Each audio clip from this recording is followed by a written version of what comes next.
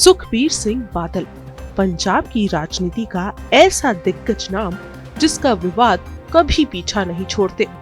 सुखबीर बादल बीते कई सालों से कई प्रमुख धार्मिक और राजनीतिक विवादों के केंद्र में रहे हैं। हाल ही में शिरोमणि अकाली दल के अध्यक्ष और पंजाब के पूर्व उप मुख्यमंत्री सुखबीर सिंह बादल शनिवार यानी 17 जनवरी को 8 साल पुराने मानहानि मामले में चंडीगढ़ की जिला अदालत में पेश हुए थे। इस दौरान उन्होंने कोर्ट के समक्ष जमानत याचिका दाखिल की, जिसे कोर्ट ने स्वीकार किया और उन्हें जमानत दे दी। मामला 4 जनवरी 2017 का है। उस दिन दिल्ली के पूर्व मुख्यमंत्री और आम आदमी पार्टी के संयोजक अरविंद केजरीवाल दिल्ली में राजेंद्र पाल सिंह के घर पहुंचे थे। इस मुलाकात के बाद शिरोमणि अकाली दल के नेता सुखबीर सिंह बादल ने मीडिया के सामने बयान देते हुए अखंड कीर्तनी जत्था को प्रतिबंधित आतंकी संगठन बब्बर खालसा इंटरनेशनल से जुड़ा राजनीतिक मंच बताया था। इस बयान की राजनीतिक गलियारों के साथ साथ आम पब्लिक में भी खूब चर्चा रही। अखंड कीर्तनी जत्थे के प्रवक्ता राजेंद्र पाल सिंह ने उन पर मानहानि का मुकदमा ठोक दिया, लेकिन बादल ने इसे सीरियस नहीं लिया और निर्धारित पेशी पर लगातार एब्सेंट रहे, जिसके चलते अदालत ने उनकी जमानत रद्द कर दी और उनके खिलाफ गैर जमानती वारंट जारी कर दिया गया। अदालत में पेश न होने पर सख्त रुख अपनाया गया।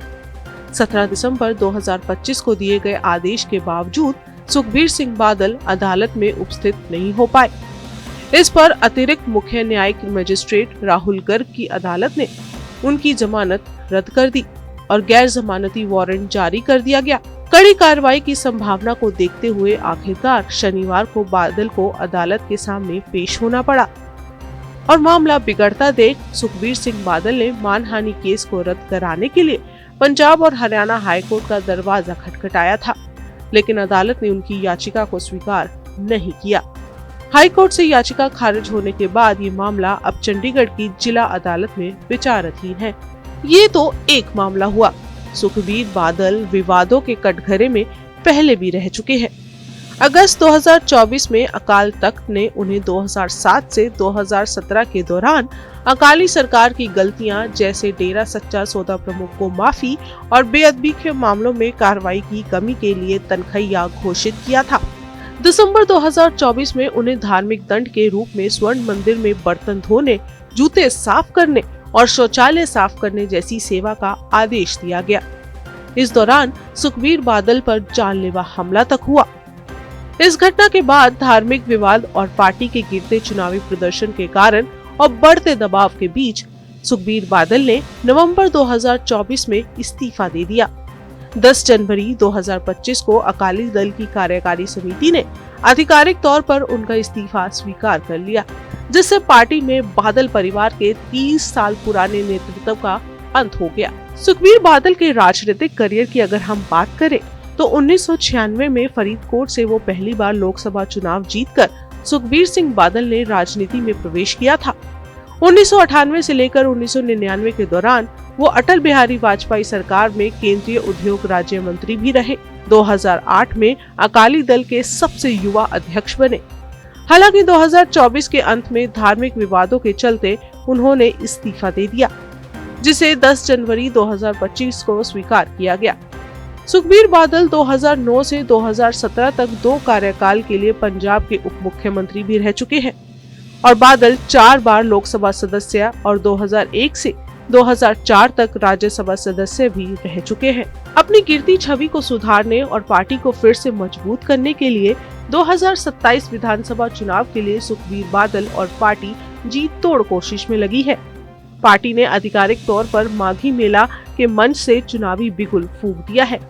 सुखबीर सिंह बादल ने 2027 के लिए एक नया पंजाब विजन पेश किया है, जिसमें कई प्रमुख वादे शामिल हैं, जैसे बेरोजगार युवाओं को 10 लाख रुपए तक का ब्याज मुक्त ऋण देने का वादा।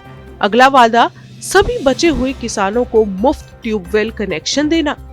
अगला वादा पंजाब के पानी को राजस्थान जाने से रोककर उसे पंजाब के खेतों तक पहुंचाने का आश्वासन सुखबीर सिंह बादल और पार्टी ने 2027 चुनावों के लिए दिया है। सुखबीर सिंह बादल ने सरकारी नौकरियों में केवल पंजाबियों को प्राथमिकता देने का भी आश्वासन दिया है।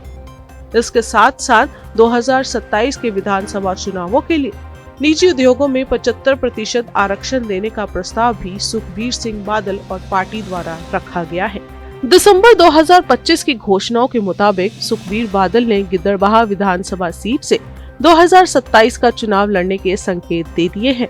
2024 से 2025 के धार्मिक और राजनीतिक संकटों के बाद सुखबीर सिंह बादल को फिर से अध्यक्ष पद पर सक्रिय देखा जा रहा है।